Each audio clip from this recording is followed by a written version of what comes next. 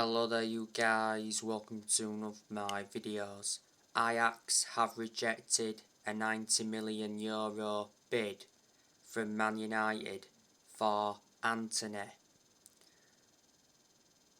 Ajax are demanding at least €100 million for Antony. Antony asks for Man United move. Revert back to a few days ago, Antony handed in a transfer request at Ajax and he begun house hunting for Man United move after agreeing a 5-year deal.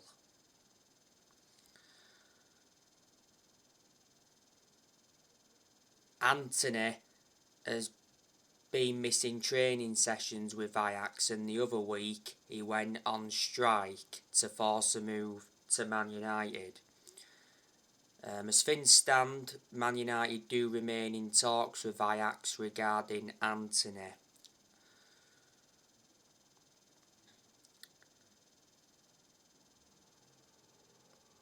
Manchester United have made 4 signings so far in this summer transfer window. Manchester United signed Terrell Malacia from Feyenoord, signed Christian Eriksen on a free transfer, we signed Lisandro Martinez, and we recently signed Casemiro. Casemiro is in line to make his Manchester United debut today against Southampton.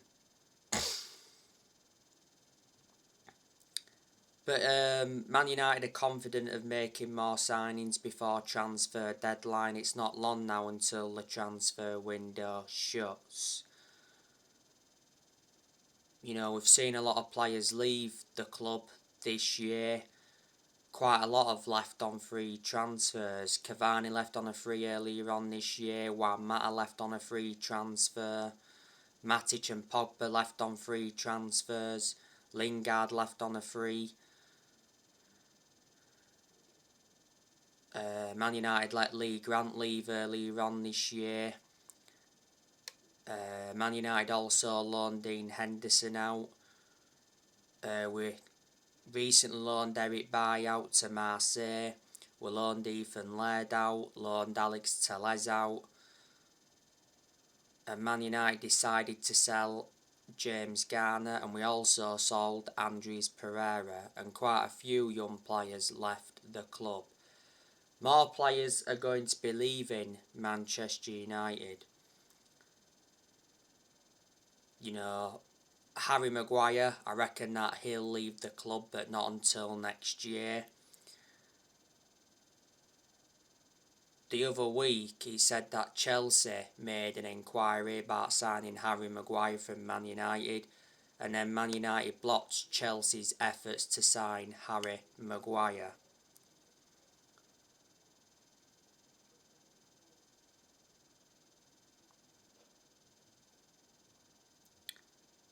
I reckon Phil Jones is on his way out of the club. Axel Tuanzebe is on his way out of the club. Last season he was out on loan with Villa while he's enjoyed 3 loan spells with Aston Villa. I think Delon and Wan-Bissaka, they will leave the club next year. Lindelof and Fred, I reckon they'll leave next year.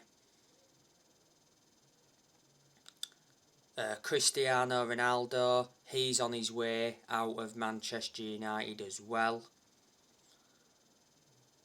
It recently said that Sporting Lisbon are reportedly on the verge of signing Cristiano Ronaldo. It said Ronaldo to Sporting Lisbon is 99% done. If Ronaldo goes to Sporting Lisbon, it will be his second spell because he's enjoyed 1 spell with them. Ronaldo began his playing career with Sporting Lisbon. Ronaldo's also been offered to Napoli, Marseille have been linked to him, Dortmund have been linked to him, a number of clubs have been in for Ronaldo. Ronaldo will soon reveal the truth about his future.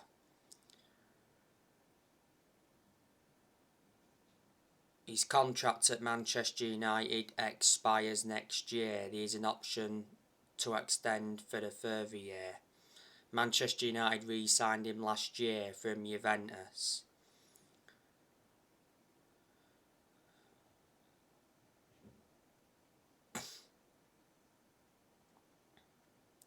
So there you go.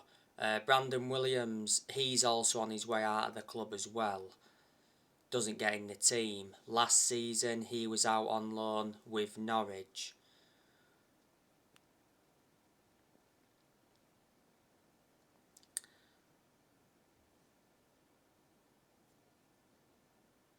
Manchester United, we've obviously got Erik ten Hag as the manager.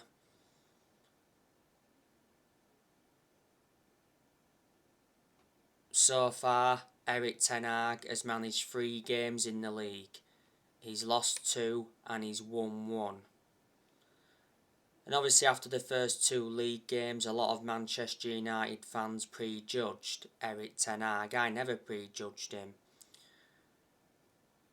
But a lot of United fans gave Erik ten Hag credit after the 2-1 win against Liverpool last Monday night, because we all like the way ten Hag approached that game. He tactically got it spot on. Because obviously he dropped Harry Maguire, and obviously Ronaldo didn't start, and we look far superior when Ronaldo doesn't start and when Maguire doesn't start. So you've got to say we need to keep them out of the team. We have to start, I think, Ronaldo today, as Martial's recently picked up another injury.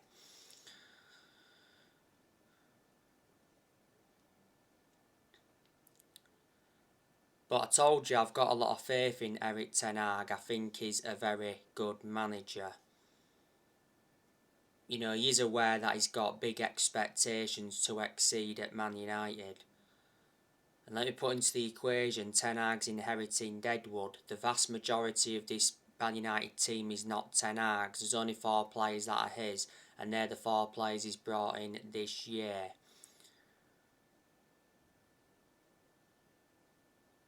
And this is the first ever time ten Hag's experienced managing in the Premier League, and the Premier League's totally different to the Dutch League. You've got to admire what ten Hag did when he was at Ajax, because he won Eredivisie titles, he won Dutch Cups, and revert back to 2019, he got Ajax to the Champions League semi-finals, and he developed the young players well. You know, ten Hag is Manchester United's 5th permanent manager since Sir Alex Ferguson. He's under contract with Man United until 2025. There's an option of an additional year. Mitchell van der Gag and Steve McLaren are working alongside ten Hag. Erik ten Hag was the one that recommended them in. We got John Murtaugh at the club. He's our director of football. Richard Arnold, he's our CEO. He replaced Ed Woodward when Ed Woodward resigned. Got Benny McCarthy at the club. The Glazers, they're still at Manchester United, and we've got to get them out because they've been one of the biggest issues at the club for a long time. Before the Liverpool game last Monday, the vast majority of Man United fans were protesting against the Glazers. The protesting's been going on now for quite some time. The Glazers have owned Manchester United since 2005, so they've owned the club now for around 17 years. They purchased the club for around 500 million. We've got buyers. There's been a lot of narratives coming out saying that Sir Jim Ratcliffe wants to buy Man United. Sir Jim Ratcliffe is one of Britain's richest men. He's a billionaire worth 15 billion.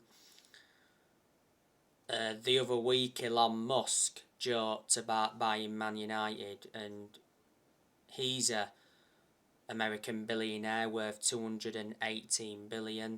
A few weeks ago, it said Michael Knighton was preparing a bid to buy the club from the Glazer family.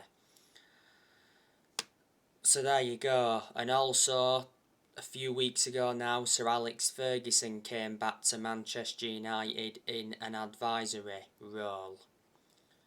You know, Sir Alex Ferguson is the former Manchester United manager. He's the greatest manager of all time. We've got to accept at Man United no one's going to replicate what Ferguson did, not in my lifetime anyway. You know, when Ferguson was the Man United manager, he brought success to Man United because he won over 30 trophies, including 13 Premier League titles, but he didn't settle in straight away because he didn't win out in his first 4 years at Man United. Alex Ferguson was the Man United manager for around 26 years, so reflecting on that, he was a long-serving manager. Ferguson retired almost 10 years ago. So there you go. You know, we've seen 5 managers leave Manchester United since Ferguson. Obviously after Ferguson we had David Moyes. We sacked him after 10 months. And then after David Moyes, Manchester United had Louis van Gaal. We sacked him after like 2 years. We did win the FA Cup under him. After that, Manchester United had Jose Mourinho. We sacked him after 2.5 years. Mourinho did enjoy one good season at Man United because he won 3 trophies in his first season. After Mourinho, Manchester United had Ole Gunnar Solskjaer.